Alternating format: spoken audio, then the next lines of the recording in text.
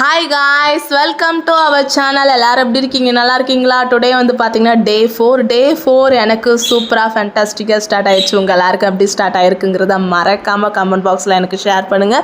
And இந்த video பிடிச்சிருந்துச்சுன்னா like பண்ணுங்கள், ஷேர் பண்ணுங்கள், மறக்காமல் சப்ஸ்கிரைப் பண்ணிக்கிங்க, பக்கத்தில் இருக்க பெல் ஐக்கானை கிளிக் பண்ணிக்கிங்க.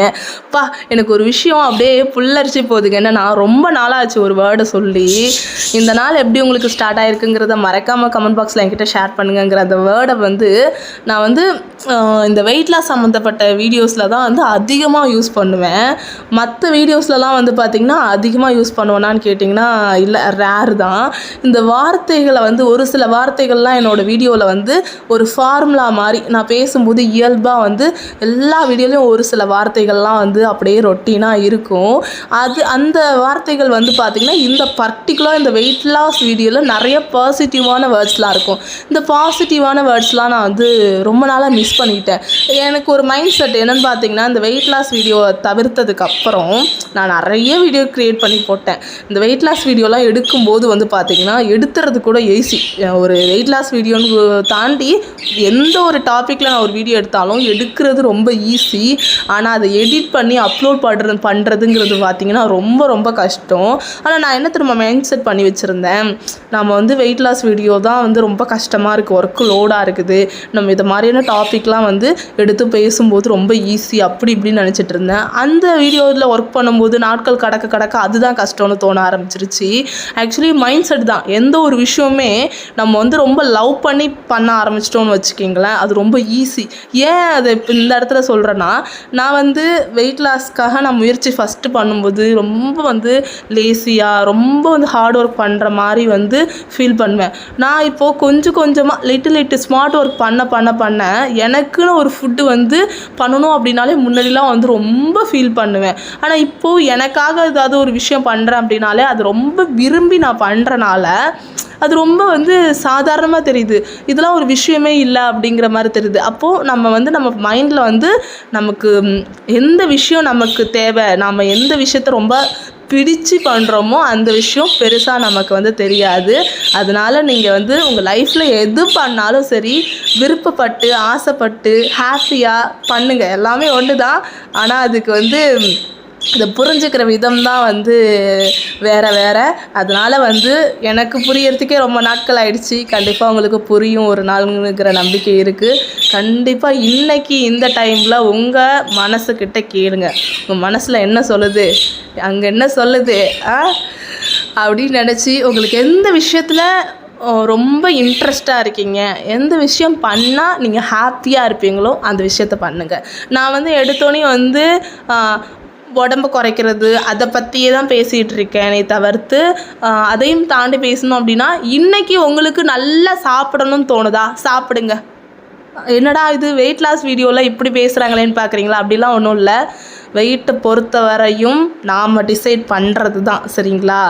நல்லா 10 நாள் லோ கேலரி ஃபுட்டு நல்ல ஆக்டிவிட்டீஸ்லாம் பண்ணால் ஆட்டோமேட்டிக்காக வெயிட் ரெடியூஸ் ஆகும்.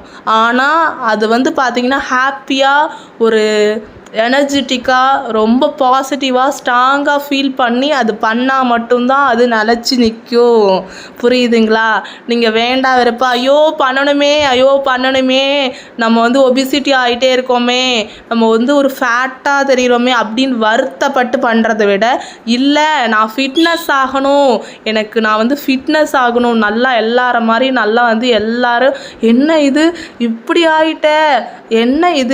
ஆகிட்ட ஒபிசிட்டி ஆகிட்ட, என்ன இவ்வளோ ஃபிட்டாக ஆகிட்ட அப்படி தான் உங்களை கேட்கணுமே ஒழிய யாரும் உங்களை பார்த்து என்ன இது இப்படி ஒபிசிட்டி ஆகிட்ட அப்படின்னு கேட்டக்கூடாதுன்னு நினச்சிங்க அப்படின்னா மட்டும் இன்றைக்கி இந்த செகண்ட் உங்களோட ஃபிட்னஸ் சேலஞ்சை ஸ்டார்ட் பண்ண பாருங்கள்.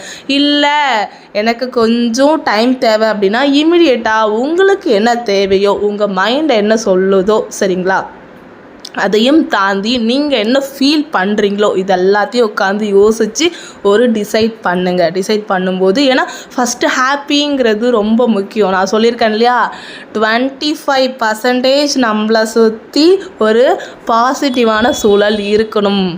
அந்த சூழலை க்ரியேட் பண்ணுறதுக்கு ஃபஸ்ட்டு நாம் வந்து ரொம்ப ஸ்ட்ராங்காக இருக்கணும். எனக்கு வந்து ஒரு ப்ராப்ளம் இருக்குது. என்ன அப்படின்னு பார்த்திங்கன்னா, எனக்கு ஏதாவது ஒரு விஷயம் பிடிக்கல அப்படின்னா அதை சொல்ல எடுத்தோன்னே வராது. ஒரு ஃபியர்னஸ் என்னை சுற்றி இருந்துக்கிட்டே இருக்கும். அந்த விஷயத்துலேருந்து நான் எப்போ வெளியில் வரணும் அப்போ தான் அப்படியே ரிலீஃபாக இருக்கும் எனக்கு.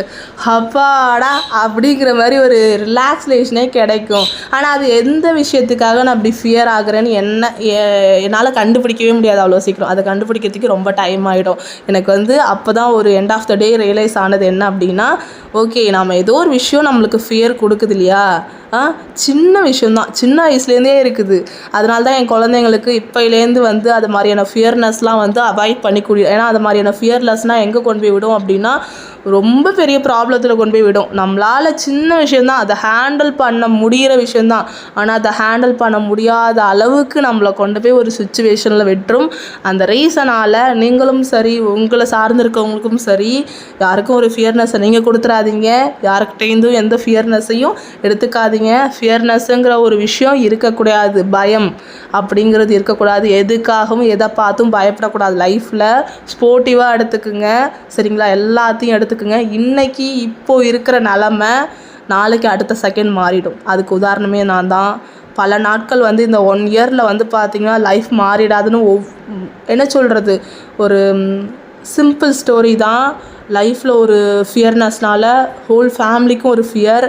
அந்த டைமில் பார்த்திங்கன்னா என்ன பண்ணுறது ஏது பண்ணுறதுனே தெரியாமல் தத்தளிச்சு போகும்போது, கடவுளே யாராவது உதவி செய்ய மாட்டாங்களா அப்படின்னு நொந்து போயிட்டுருக்கும்போது, நிறுத்தி நிதானமாக அமைதியாக நம்மளோட மைண்ட் என்ன சொல்லுது, நம்ம என்ன உணர்கிறோம், நம்ம என்ன ஃபீல் பண்ணுறோம், மனசார என்ன நினைக்கிறோம் அப்படின்னு நினச்சி, ஓகே இதுவும் கடந்து போகும்னு சொல்லி ஸ்ட்ராங்காக வீட்டில் இருக்கிற அத்தனை பேரும், நான் ஹஸ்பண்ட் குழந்தைங்க எல்லாம் சேர்ந்து, ஏன்னா நாங்கள் 5 பேரும் தான் லாஸ்ட் 1 இயர் அவ்வளோ கஷ்டப்பட்டோம். நீங்கள் எனக்கு லைஃப்பில் நான் கற்றுக்கிட்ட பாடம் அப்படின்னா, ஒரு பிரச்சனை வந்துருச்சு, அந்த பிரச்சனைனால உன்னால் தான் வந்துச்சு என்னால் தான் வந்துச்சுன்னு ரீசன் சொல்லிட்டு சண்டை போட்டுக்கிட்டு இருக்காமல், அடுத்து நாம் என்ன பண்ணலாம், இதுலேருந்து எப்படி வெளியில் வரலான்னு ஒற்றுமையாக வெளியில் வரும்போது நம்மளோட லைஃப் பியூட்டிஃபுல்லாக மாறும்.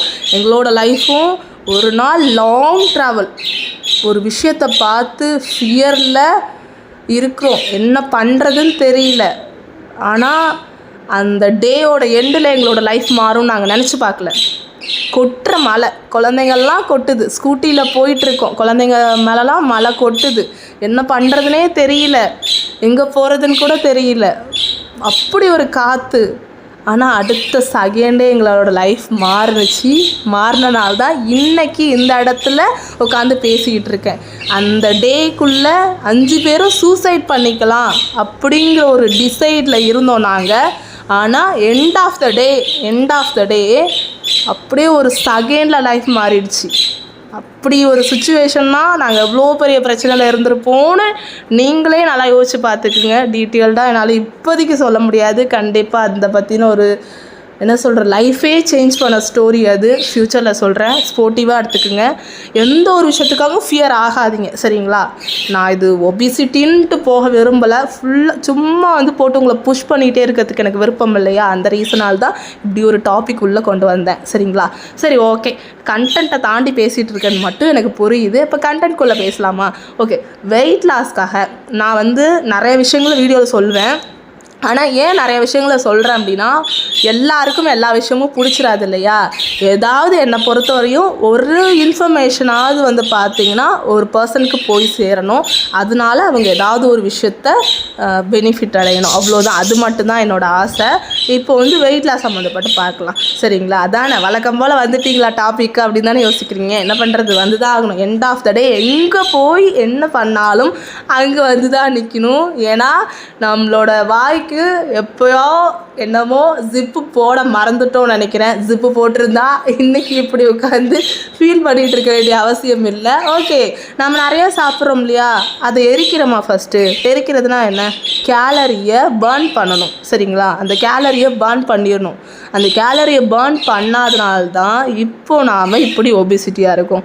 அதுக்கு 2 ரீசன் இருக்குது. ஒன்று, நாம் ஆக்டிவிட்டீஸ் பண்ணாமல் சும்மாவே இருக்கிறது, சரிங்களா?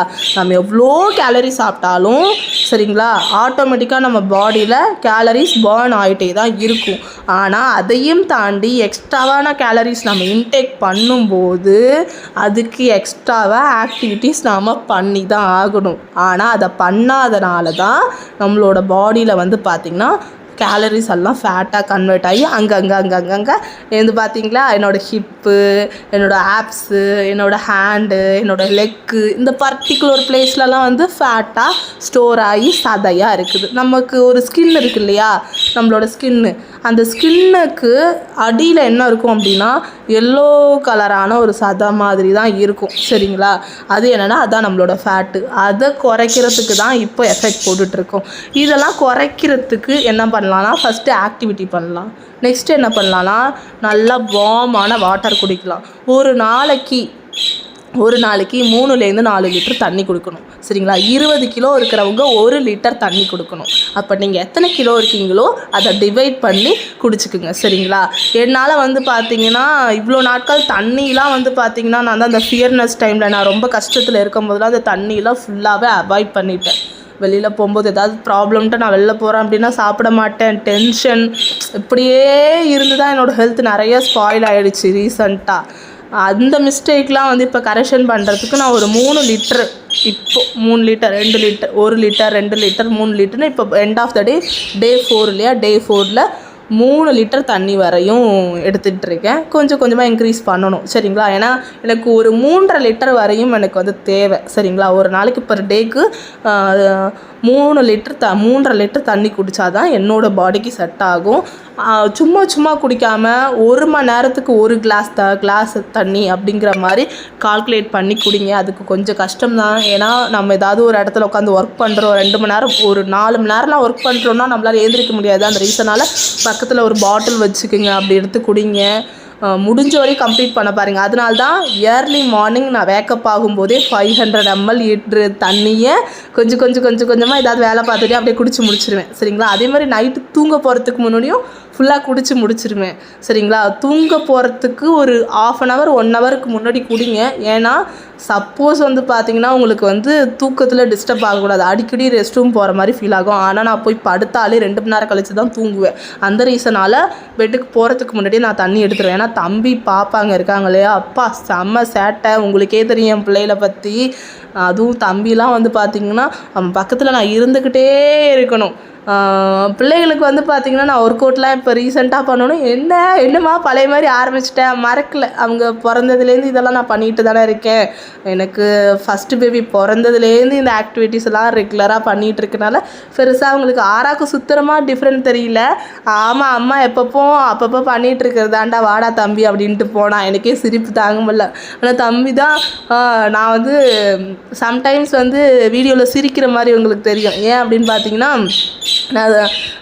நான் ஒர்க் அவுட் பண்ணும்போது பின்னாடி காமெடி பண்ணிகிட்டு இருப்பாங்க, அவங்க ஆக்டிவிட்டி பண்ணுவாங்க. அதெல்லாம் பார்க்கும்போது நம்மக்கிட்ட இந்த பிள்ளைங்க என்னென்ன விஷயங்கள்லாம் கற்றுக்குறாங்கன்னு பாருங்கள். பிள்ளைங்களுக்கு நல்ல விஷயங்கள்லாம் வந்து முடிஞ்ச வரையும் சொல்லிக் கொடுக்க ட்ரை பண்ணணும். அவ்வளோதான். நான் இதை ஏன்னா சின்ன வயசில் எதை நம்ம வந்து சொல்கிறோமோ அது ஆழமாக மனசில் பதியும். அதுதான் உண்மை. அதனால தான் என் மனசில் ஆழமாக சின்ன வயசுலேருந்து ஒரு ஃபியர்னஸ் இருந்துச்சு. அந்த ஃபியர்னஸ் இன்னைக்கு வரையும் இருக்கிறதுக்கு அதனால தான் காரணம். ஓகே, சூப்பராக இன்றைக்கான ஒர்க் அவுட் வந்து பண்ணிட்டீங்க. பயங்கர சொட்டாச்சு எனக்கு. ஓகே, ஒர்க் அவுட் முடிச்சுட்டு ஃப்ரெஷ்ஷப் ஆகிட்டு பிரேக்ஃபாஸ்ட்டுக்கு வந்து பார்த்திங்கன்னா சிறுபருப்பு போட்டு லைட்டாக ஆயில் விட்டு சிறுபருப்பு வேக வச்சு எடுத்துக்கிட்டேன். லைட்டாக தாளிச்சுக்கிட்டேன். அண்ட் ஒரு புல்லட் காஃபி மட்டும் வித்தவுட் மில்க்கு வித்தவுட் சுகர். சரிங்களா, புல்லட் காஃபி எப்படி பண்ணுறதுங்கிற வீடியோ வேணும் அப்படின்னா கமெண்ட்டில் சொல்லுங்கள். நெக்ஸ்ட் வீடியோ அந்த வீடியோவை க்ரியேட் பண்ணுறதுக்கு ட்ரை பண்ணுறேன். லஞ்சுக்கு வந்து பார்த்திங்கன்னா 1 பவுல் கொஞ்சமாக ரைஸு அண்ட் 1 பவுலில் வந்து chicken gravy, 2 piece fish, 1 egg and வந்து கொஞ்சமாக ரசம். ஸ்நாக்ஸ் டைமு பயங்கரமாக க்ரன்ச்சியாக கிரேவிங்ஸாக இருந்துச்சு. க்ரன்ச்சியாக சாப்பிட்ணுன்ட்டு வீட்லேயே சுண்டல் பண்ணி, அந்த மசாலா சுண்டல் இருக்கும் இல்லையா, அது மாதிரி கொஞ்சமாக கார்ன் மட்டும் மேலே தூவிக்கிட்டு ஆனியன் போட்டு சாப்பிட்டுக்கிட்டேன். அண்ட் வந்து பார்த்திங்கன்னா கொஞ்சம் நேரம் சென்று கொஞ்சம் ஃப்ரெஷ்னஸாக இருக்கணுங்கிறதுக்காக ஒரு புல்லட் காஃபி மட்டும் நான் எடுத்துக்கிட்டேன். Without milk without sugar. நான் வந்து ப்ரௌன் சுகர் எந்த சுகருமே யூஸ் பண்ணலை. சரியா, தெளிவாக சொல்லிட்டேன். அந்த வீடியோவில் நிறையா விஷயங்கள் சீக்ரெட்டாக இருக்கும். ஏன்னா 21st டே அன்னைக்கு உங்களுக்கு ரிசல்ட்டு தெரியும். சரிங்களா, நெக்ஸ்ட்டு வந்து பார்த்திங்கன்னா டின்னருக்கு சப்பாத்தி, குட்டி பவுலில் வந்து பார்த்திங்கன்னா சிக்கன் கிரேவி, 1 சப்பாத்தி தான் எடுத்திருக்கேன். அண்ட் வந்து பார்த்திங்கன்னா 2 பீஸ் ஃபிஷ்ஷு. நான் இடையில கொஞ்சம் டாலு நான்வெஜ் ஐட்டம் இதெல்லாம் எடுத்ததுக்கான ரீசன் என்னென்னா கொஞ்சம் ப்ரோட்டீன் எல்லாமே வந்து ஃபுல்ஃபில் பண்ணணுங்கிறதுக்காக நல்லா ப்ரோட்டீன் ரிச்சாக எடுத்துக்குங்க. ஓகே காய்ஸ், இப்போ பெட் டைமுக்கு போகிறது. கொஞ்சம் வாட்டர் குடிச்சிட்டு போயிட்டு நான் ஸ்லீப் பண்ண போகிறேன். நல்லா தூங்குங்க. Happy day. Okay bye, take care. நாளைக்கு இன்னொரு வீடியோவில் சந்திக்கலாம்.